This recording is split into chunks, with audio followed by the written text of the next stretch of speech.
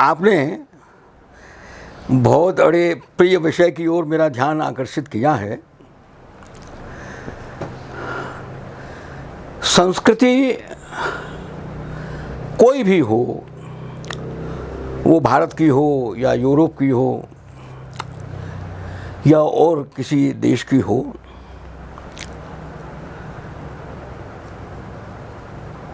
हम सब उस संस्कृति के द्वारा, संस्कृति के माध्यम से उसके अनुरूप अपना जीवन व्यतीत करते हैं। जैसे राजनैतिक जीवन में एक संविधान होता है। उस देश की जो संविधान सभा है, वहाँ की राजसत्ता के संचालन के लिए कुछ नियमों का निर्धारण करती है और वो जो सत्ता है वो उन नियमों के अनुसार संचालित होती है, उसके द्वारा विकसित होती है। इसी प्रकार लोक जीवन माने सामान्य जनता का जीवन, सर्वजन का जीवन, समस्त सबका मिला जुला जीवन अपनी एक सुदीर्घ परंपरा से जीवन के संविधान की रचना करता है। और उस संविधान को हम संस्कृति कह सकते हैं, क्योंकि उसमें विचार प्रणाली भी होती है, उसमें आचार प्रणाली भी होती है, उसमें सौंदर्य बोध भी होता है, उसमें अभिव्यक्ति की प्रणाली भी होती है। तो जीवन का जो विधान है, जीवन की जो गति है, जीवन का जो विकास है, वो उस संस्कृति के द्वारा निर्धारित और संचालित होता है।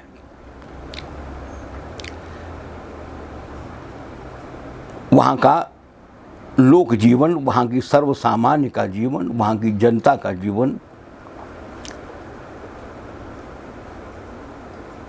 तो जैसे संविधान में अनेक अनुच्छेद होते हैं, उसी प्रकार से संस्कृति में भी आप उनको अध्याय मान लीजिएगा या अनुच्छेद कह लीजिएगा या और कुछ नाम दे लीजिएगा, जैसे भी। उसमें एक जो अध्याय है संस्कृति में, वो है अवधारणा का।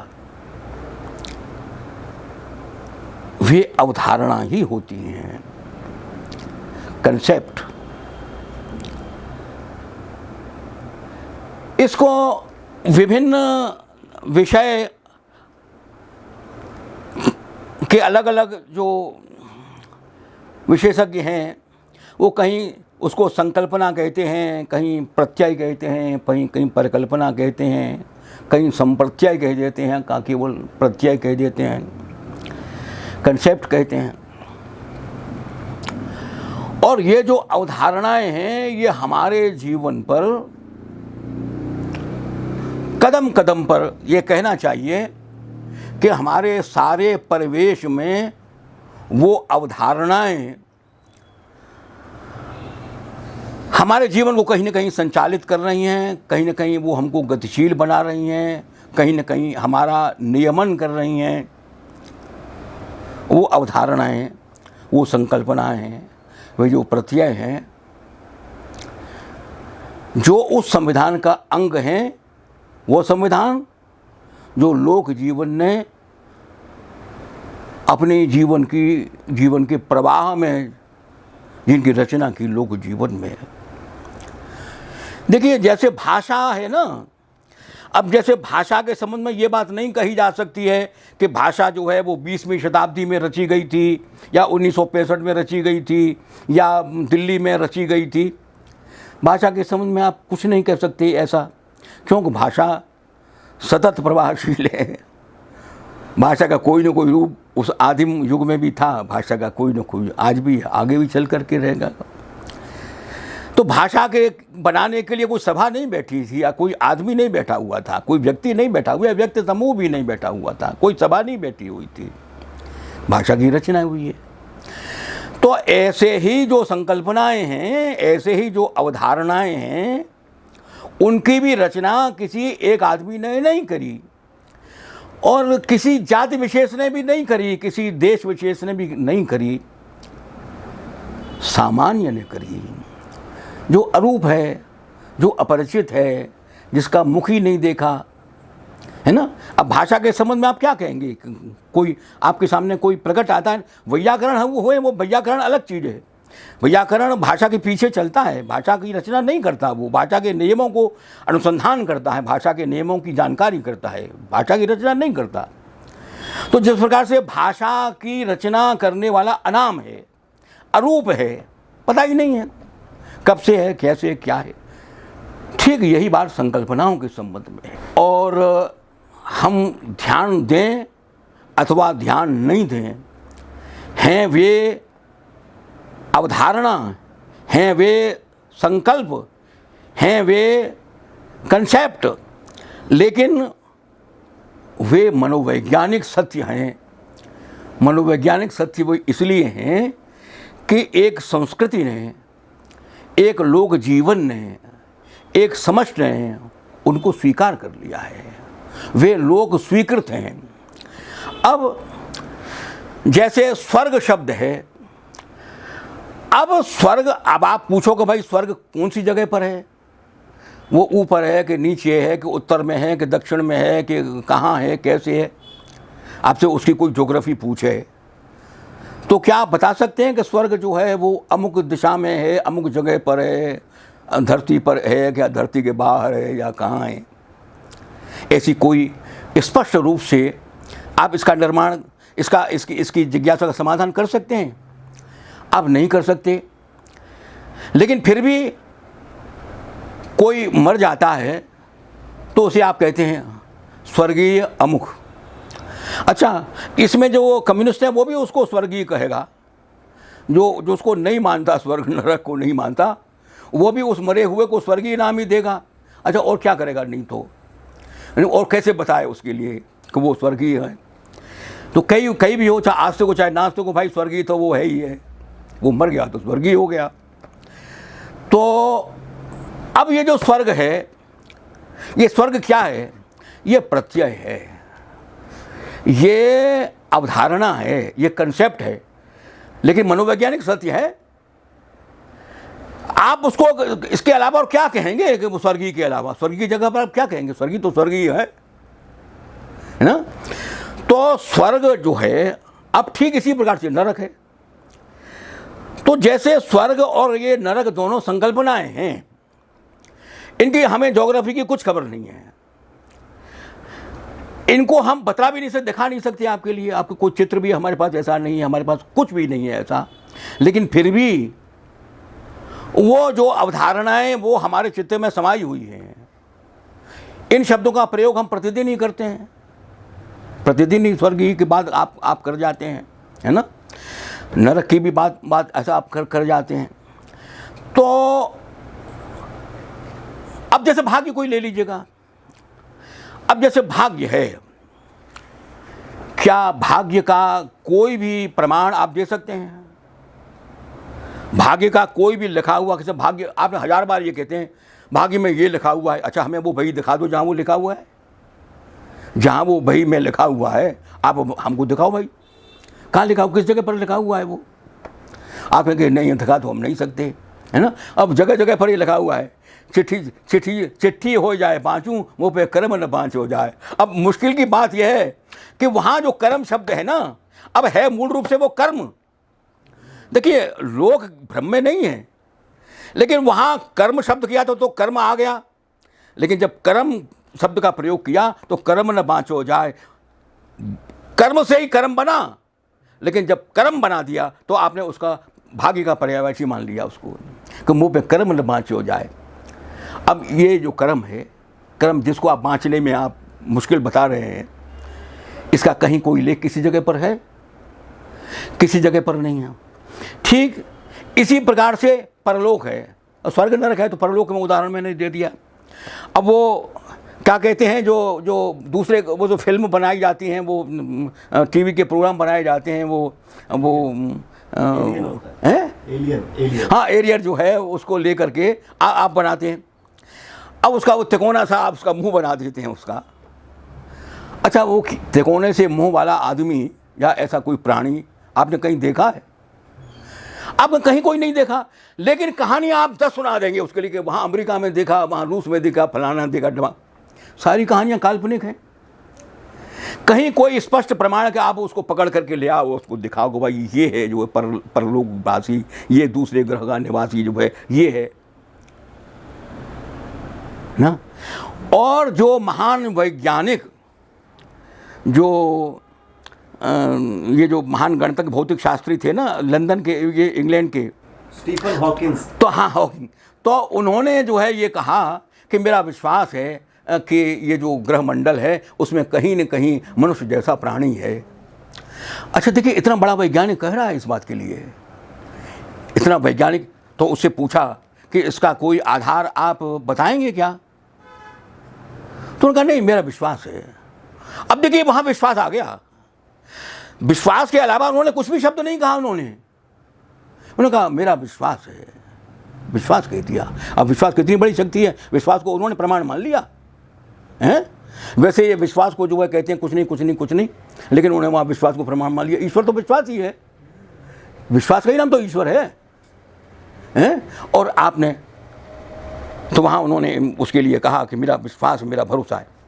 लेकिन वो परलोक और वो परलोकवासी जिसको आपने एलियन कहा, वो एक अवधारणा है ना। और सच्चाई तो ये है, मैं आपसे पूछूं समाजवाद क्या है? समाजवाद एक अवधारणा है। लोकतंत्र क्या है? लोकतंत्र की अवधारणा है। ये बात बड़े गौर करने की है और बड़े ध्यान में रखने की है, और हम इस बात की तरफ ध्यान ही नहीं देते, दूसरी बातों पर हम ध्यान देते हैं और झगड़ते भी रहते हैं उन बातों को लेकर के। लेकिन हम ये नहीं देख पाते कि हम कितनी अवधारणाओं के द्वारा नियमित किए जा रहे हैं। देखिए, राष्ट्र भी एक अवधारणा है, लेकिन मैंने ये भी आपसे कहा कि ये जो अवधारणाएं हैं, क्या ये झूठ है? क्या ये मिथ्या है? आप उसकी ज्योग्राफी नहीं बता सके स्वर्ग की, कोई बात नहीं, लेकिन इसके बावजूद मैं कहूंगा कि ये एक सच है। यदि सच नहीं होता तो आप बार बार ये स्वर्गीय है ऐसा क्यों कहते हैं? इसका माने क्या है? वो कौन सा सत्य है? वो मनोवैज्ञानिक सत्य है। वो मनोवैज्ञानिक सत्य है, और वह सत्य है जिसको लोकमानस ने स्वीकृत कर लिया है। लोकमानस ने स्वीकृत कर लिया है, इसलिए राष्ट्र भी परम सत्य है। लोकमानस ने स्वीकृत कर लिया है, इसलिए समाजवाद भी सत्य है। लोकमानस ने स्वीकार कर लिया है, इसलिए लोकतंत्र भी सत्य है। तो जो अवधारणाएं होती हैं, ईश्वर क्या है? ईश्वर अवधारणा ही है। यदि अवधारणा न होती तो वो काला, पीला, नीला, गुलाबी, हरा क्यों होता? वो एक ही रंग का होता, उसका एक ही स्वभाव होता, उसकी भिन्न भिन्न प्रकृति भिन्न भिन्न लोग द्वारा प्रतिपादित नहीं की जाती। लेकिन वो चूंकि भिन्न भिन्न संस्कृतियों में ईश्वर की भिन्न भिन्न अवधारणाएं, आप उनको जो है, लेकिन हैं वे अवधारणाएं ही हैं। इसी प्रकार से होनी है कि जो भी नियति है, जो भी कुछ होने वाला है, जो भी कुछ होने वाला है, उसका आपके पास कोई सबूत नहीं है। आप उसको बिल्कुल नहीं बता सकते। जो भी कुछ कहेंगे अपना अनुमान कहेंगे, अपनी कल्पना कहेंगे, कल्पना के अतिरिक्त और क्या कह सकते हैं। लेकिन वह अवधारणा है और चूंकि लोक स्वीकृत है इसलिए वो मनोवैज्ञानिक सत्य है। अब इसी प्रकार से आत्मा जो है, आत्मा के सबूत का आपके पास या किसी के पास कोई वैसा भौतिक प्रमाण नहीं है कि आप ये कहें देखो इस चीज का नाम आत्मा है। कहाँ है वहाँ, कहाँ है सबूत आपके पास? कोई सबूत नहीं है। क्या आप उसको कांच की नली में बंद करके दिखा सकते हैं कि ये है आत्मा? क्या फिर मैं ये मानूं कि जो वो असत्य है? नहीं मान सकते। क्यों? कि हमारे पास व्यक्ति चेतना और विराट चेतना को जोड़ने वाला सूत्र, वो सिद्धांत आत्मा ही है। उस आत्मा के द्वारा, उस अवधारणा के द्वारा हम व्यक्ति की चेतना की, व्यक्ति की इकाई को विराट की चेतना से जोड़ सकते हैं, जोड़ते हैं और सत्य है। इससे बड़ा सत्य क्या हो सकता है? वो मनोवैज्ञानिक सत्य ही सही, वो अवधारणा ही सही, वो संकल्पना ही सही, लेकिन चूंकि वो लोक स्वीकृत है और उसके संबंध में जो ये जो बातें कही जाती हैं कि आत्मा अमर है, नैनम छिन्नत शस्त्राणि नैनम दहति पावक, जब हम उसको भौतिक रूप से दिखा नहीं सकते तो हम कैसे कह सकते हैं कि नैनम दहति पावक, जब वो है ही नहीं। उसको हम स्थूल रूप से दिखा, जिनको स्थूल रूप से नहीं दिखाया जा सकता, क्या इसका मतलब यह हुआ कि स्थूल ही सत्य है, भौतिक सत्य ही सत्य है, मनोवैज्ञानिक सत्य सत्य नहीं होता? यह समझने वाली बात है। जो भौतिकवाद का बहुत जोर शोर से प्रतिपादन करते हैं और समझते हैं कि केवल जो मैटर है, केवल जो भौतिक है, जो स्थूल चीज है वही सत्य है। सच बात तो यह है कि जीवन के एक आधे अंग को वो छोड़ जाते हैं, आधे रूप को वो छोड़ जाते हैं, उसकी अवज्ञा करते हैं। क्यों? कि वो जो मनोवैज्ञानिक सत्य है, जो लोक स्वीकृत है। देखिए, आप अपनी आइडियोलॉजी से दुनिया को नहीं चला सकते। आप खुद चलिए, और मेरे ख्याल से तो आप खुद भी नहीं चल सकते। क्यों? आपकी जीवनी मुझे मालूम नहीं है, लेकिन यदि आपकी जीवनी में मैं घुस जाऊं तो मैं आपको दिखा दूंगा कि यहां यहां आपने अपनी आइडियोलॉजी का बहिष्कार किया, बता दूंगा आपके लिए। क्योंकि मैं मनुष्य का अध्येता हूं, मनुष्य का विद्यार्थी हूं, और मनुष्य की जो सीमाएं हैं और मनुष्य की जो विराटता है उसका अध्ययन ही मेरा विषय है। यही मैं पढ़ रहा हूं, यही मैं लिख रहा हूं। तो इसलिए जो आत्मा का सिद्धांत है लोक स्वीकृत है, और लोक स्वीकृत है इसलिए परम सत्य है। और वही है जो विराट से उस व्यक्ति की इकाई को, व्यक्ति को समष्टि से जोड़ता है। व्यष्टि और समष्टि, व्यष्टि चेतना को विराट चेतना से जोड़ने वाला जो सूत्र है, उस सिद्धांत का नाम आत्मा का सिद्धांत है। वो अवधारणा है तो अवधारणा ही सही, लेकिन लोक चेतना के द्वारा स्वीकृत है। और ध्यान में रखने वाली बात है कि जो लोक चेतना के द्वारा स्वीकृत सत्य है वो भौतिक शक्ति से भी प्रबल होता है। बड़ी बड़ी सेनाओं को चैलेंज कर सकता है, बड़ी बड़ी चेतनाओं को, सेनाओं को परास्त कर सकता है। ध्यान में रखने वाली बात है कि भौतिक शक्ति से मनोवैज्ञानिक शक्ति तनिक भी कम नहीं है। यदि भौतिक शक्ति शरीर है तो मनोवैज्ञानिक शक्ति चेतना है, और चेतना की शक्ति शरीर की शक्ति से कम नहीं है, बढ़ करके है। इसीलिए जो अवधारणाएं हैं, अब जब आत्मा की अवधारणा है तो आत्मा की अवधारणा के साथ एक और अवधारणा का जन्म हुआ,